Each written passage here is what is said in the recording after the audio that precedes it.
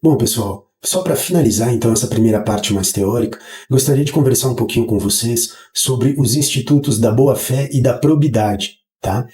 Estes são pressupostos que são essenciais ao direito, tá? Consequentemente aos negócios jurídicos e a todas as relações contratuais. Toda relação que é estabelecida, então, entre quaisquer pessoas que sejam, né, sejam físicas, sejam jurídicas, de direito público, de direito privado, elas devem estar, então, baseadas essencialmente na boa-fé e na probidade. Trata-se, então, de algo que limita as relações. Tá? Não adianta que a gente queira ser esperto e faça um negócio de má fé. Tá? Um negócio em que a gente tem ali um ardil em que a gente vai ter uma vantagem indevida em cima do outro contratante. Tá? Esse é um princípio, a boa-fé, gente, é o princípio mais elástico que existe. Tá? Porque alcança praticamente todas as relações. É necessário que haja boa-fé em uma sociedade, senão ela não funciona. As regras gerais que são estabelecidas, então, para os negócios jurídicos, ali nos artigos 113 e 422 do Código Civil, afirmam, respectivamente, que os negócios jurídicos devem ser interpretados conforme a boa-fé e os usos do lugar de sua celebração. Ou seja, os contratantes eles ficam obrigados a guardar ali esses princípios contratuais de probidade e boa-fé desde antes do início do contrato, ou seja, desde a fase pré-contratual até a sua execução e conclusão, mas também posteriormente a isso, carregando então essas obrigações até mesmo em eventual tratamento posterior à conclusão do contrato. O princípio da boa-fé objetiva, ele está materializado ali no artigo 422 do Código Civil. Esse é um artigo extremamente útil, tá? Que trata da boa-fé e se aplica a inúmeros casos, tá? Dos mais diferentes casos. Ali é expresso por cláusula geral um conceito que é realmente dotado de vagueza e indeterminação, e que relega a obrigação da subsunção disso ao caso concreto aos estudiosos e julgadores do direito. Tá? Fica a eles, então, essa tarefa de integração do dispositivo ao caso concreto, ou seja, do que é a boa-fé naquele caso exato. Como consequência dessa elasticidade, né, a gente não tem soluções imediatas sobre a boa-fé. Nós temos linhas gerais de orientação. Mas há sim alguns dos princípios que fazem parte dessa orientação e que podem fornecer alguns elementos que são muito mais precisos. Tá? Esses princípios, então, eles são dotados das seguintes especificidades. A gente tem o princípio que é denominado aqui, eles usam muito latim, tá, gente? Não tem jeito, eu vou ter que usar também a expressão em latim, que é surrécio, né? Surrécio, em latim, quer dizer surgimento. E o surgimento, ele consiste, enquanto princípio, na ampliação do conteúdo obrigacional pela concessão de determinado direito ou benefício, que não é convencionado no instrumento contratual. É algo que ocorre de fato, implica em uma expectativa de estabilização e surgimento de um novo direito, tá? Surrécio, surgimento, está ligado, então, diretamente à surreição. Tá? A palavra surreição, nós ouvimos muito a palavra ressurreição, que é um ressurgimento, mas nós não ouvimos muito a surreição. Surrécio seria surreição, surgimento. Tá bem? O surrécio, ele opera em uma espécie de uma balança com um outro princípio que é chamado suprécio, ou seja, supressão. Veja, se nasce um direito daqui, morre um direito daqui. Tá? É o mesmo direito que vai surgir para um, ele vai morrer para o outro, ou vai ser suprimido para o outro. Suprécio, então, quer dizer supressão, é a redução do conteúdo obrigacional, exatamente o contrário da surreição. A redução do conteúdo obrigacional pelo decurso de determinado prazo sem a exigência de determinada obrigação ou exercício de direito, o que gera então expectativa da parte contrária de que esse estado de inércia seja mantido. Um exemplo que nós temos muito típico, né, do surrécio e suprécio é a uso capião. Tá? Imagine que eu tenho um imóvel, eu sou proprietário, eu exerço os direitos desse imóvel. Em um determinado momento eu paro de exercer e surge um terceiro. Ele toma posse do meu imóvel, o ocupa e passa a exercer os direitos que eu deixei de exercer. Passa a pagar o imposto, contas de água, conta de luz, taxa de lixo, seja lá o que for. Tá? Conforme ele vai exercendo esses direitos, ele vai tendo um surgimento de uma expectativa de que essa situação se estabilize. Por outro lado, eu, enquanto proprietário que me mantenho inerte, eu vou tendo uma supressão desse direito que eu não estou exercendo. E a balança, então, ela se altera, tá? De posição. A parte que estava alta se torna baixa e a parte que estava baixa se torna alta. Há, então, uma ampliação no conteúdo obrigacional desse terceiro e uma supressão do conteúdo obrigacional do proprietário, uma redução desse conteúdo. Tá bom? Esses dois institutos, Surrécio e Supressio, operam em conjunto. Tá?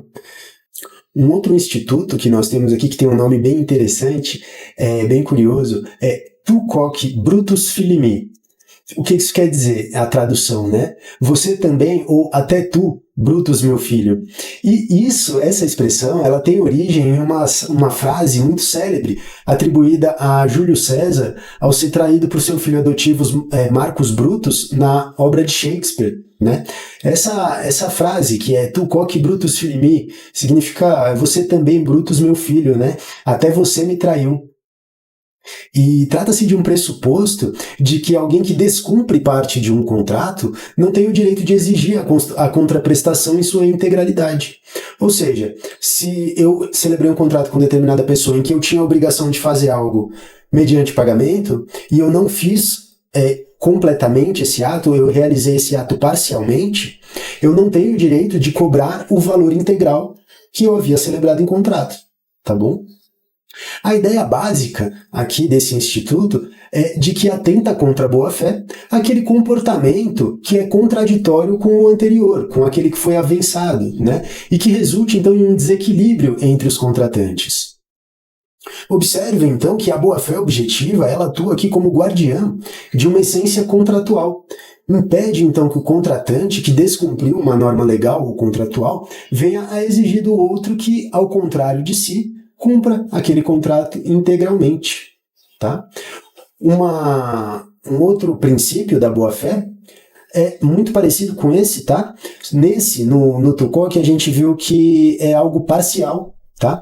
Nesse é integral, que é exceptio non adimplenti contractus, que significa exceção do contrato não cumprido. Algo que é previsto, então, nos artigos 476 e 477 do Código Civil e que aqui na nossa legislação pode ser aplicado tanto parcialmente quanto integralmente. Ele absorve, né, esses dois princípios e consiste na impossibilidade de qualquer dos contratantes, não tendo cumprido a sua obrigação, exigir o implemento da parte contrária. Tá? Tal instituto pode ser também aplicado de maneira parcial ou total, conforme eu disse, com relação às obrigações, dependendo ali do caso concreto. Você vai ter na exceção do contrato não cumprido, no 476, a seguinte disposição. Nos contratos bilaterais, nenhum dos contratantes, antes de cumprir a sua obrigação, pode exigir o implemento da do outro. Tá bom? Mais um princípio que é bastante interessante aqui para a relação contratual, de forma geral, é venire contra fatum proprium. Tá? Que é agir contra fato próprio. Significa uma vedação ao comportamento contraditório à relação jurídica instaurada. Ou seja, é uma disposição que ela está inclusive consolidada no enunciado 362 da 4ª Jornada de Direito Civil do Conselho da Justiça Federal e que vai dispor o seguinte: a vedação do comportamento contraditório funda-se na proteção da confiança, tal como se extrai dos artigos 187 e 422 do Código Civil. O 187 vai dizer lá que comete ato ilícito também o titular de um direito que, ao exercê-lo, excede manifestamente os limites impostos pelo seu fim econômico ou social, pela boa-fé ou pelos costumes. Agora, esse princípio ele pode ser aplicado de forma geral em muitas relações contratuais e, inclusive, até no processo. Tá? No processo civil. Se você tem no processo comportamentos contraditórios, você atenta contra a boa-fé. Tá bom?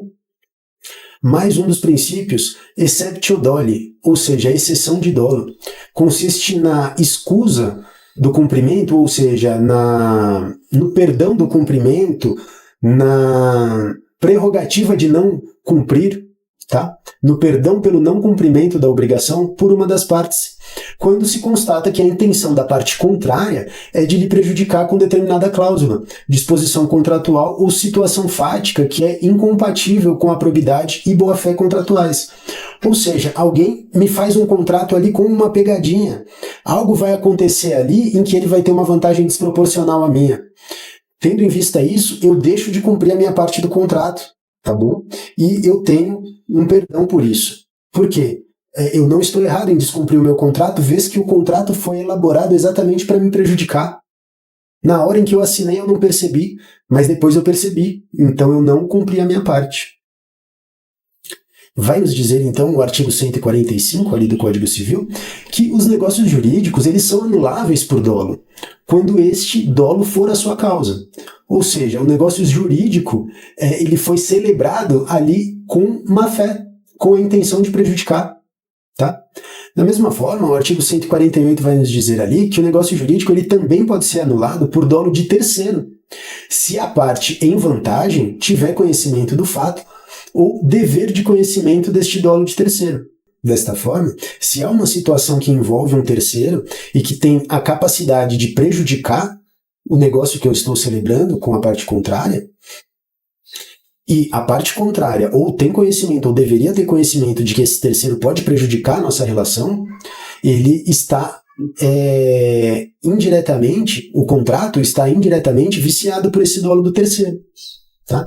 Ainda que o contratante não saiba, mas devesse saber, se houvesse a obrigação de saber desse terceiro. Tá? Caso contrário, né, ou seja, ainda que não seja anulado esse negócio, ainda que o negócio subsista, o terceiro ele responderá por todas as perdas e danos da parte a quem ludibriou. Né? O artigo 150 ele vai nos dizer ali que se ambas as partes procederem com dolo, nenhuma das duas poderá alegá-lo então para anular o negócio ou para reclamar a indenização. Um outro instituto que está diretamente ligado aqui à boa-fé é alterum non ledere, também conhecido como neminem ledere, que é um dever de não lesar o outro, tá? De não lesar a ninguém. É uma modalidade de boa-fé que se aplica especialmente ao credor, tá? Que uma vez que esteja dotado ali de vantagem em relação ao devedor, deve procurar sempre evitar o agravamento da situação instaurada. Por exemplo, eu loquei um imóvel. O locatário não pagou. Eu não cobrei. Segundo mês, ele não pagou. Eu também não cobrei. Eu sei que ele tem dinheiro para pagar e ele não está pagando. Tá? E eu continuo todo mês eu mando boleto, mas eu não cobro os meses anteriores. Tá? Eu deixo isso chegar bem pertinho da prescrição, ali para pegar a correção, por exemplo, né? E ali, quando chega no momento do próximo à prescrição, eu executo esses valores. Tá? Isso vai contra o dever de mitigar, então, a perda, mitigar o prejuízo. Tá? Isso está diretamente ligado ao credor, né? E ele tem, então, essa obrigação de sempre que possível evitar maiores prejuízos ao seu devedor. Esse instituto ele se consolida no enunciado 169 da terceira jornada de direito civil do Conselho da Justiça Federal, que vai nos dizer ali que o princípio da boa-fé objetiva deve levar o credor a evitar o agravamento do próprio prejuízo. Tá bom? Um outro exemplo, eu tenho um contrato de locação em que eu tenho um imóvel como garantia, tá bom? E eu estou de olho nesse imóvel. Então eu não cobro os aluguéis, embora eu mande o boleto, tá, todo mês, e ele não está pagando, eu não cobro o que ele não pagou. E eu vou deixando essa dívida se agravar de uma forma que eu sei que ele não vai poder pagar, e eu vou poder então atingir esse imóvel que foi dado como garantia. Tá? Isso vai contra a boa-fé. Tá? Eu estou propositalmente deixando que a situação se agrave. Algumas disposições também que estão diretamente relacionadas, né, a esse dever de mitigar a perda, né, dever de não lesar, um dever de diminuir o prejuízo. Né? Isso se encontra nas disposições gerais também sobre o contrato de seguro. Tá? Vai nos dizer ali o artigo 769 do Código Civil que o segurado é obrigado a comunicar ao segurador logo que saiba qualquer incidente suscetível de agravar consideravelmente o risco coberto, sob pena de perder o direito à garantia se provar que se silenciou de má fé. No mesmo sentido, o artigo 771 vai nos dizer ali, sob pena de perder o direito à indenização, o segurado participará ao sinistro ao segurador, logo que o saiba, e tomará as providências imediatas para minorar-lhe as consequências. Tá bom? Então, existe esse dever de boa-fé, tá? E ele está aqui previsto em muitos dos artigos da nossa legislação. Esses princípios, então, derivativos, né, eles representam situações em que a boa-fé e a probidade nas relações, elas surtem uma efetiva modificação no direito que foi estabelecido inicialmente, tendo como importância maior servir de ferramenta para trazer equilíbrio à situação fática. Tá bom? E é algo que permeia o nosso ordenamento e que visa exatamente essa harmonia contratual. Gente, encerro então aqui, tá? Essa primeira parte, em que foi um pouquinho mais teórica, mas só para a gente ter uma boa noção desses conceitos. A partir do próximo vídeo, né, eu vou começar a falar sobre as locações, locação de imóvel residencial, não residencial. Vou falar quase sobre todos os tipos de locação, vou falar sobre os tipos mais relevantes, tá bom? Eu agradeço demais pela atenção, espero que tenha sido útil de verdade mesmo. E até o próximo vídeo.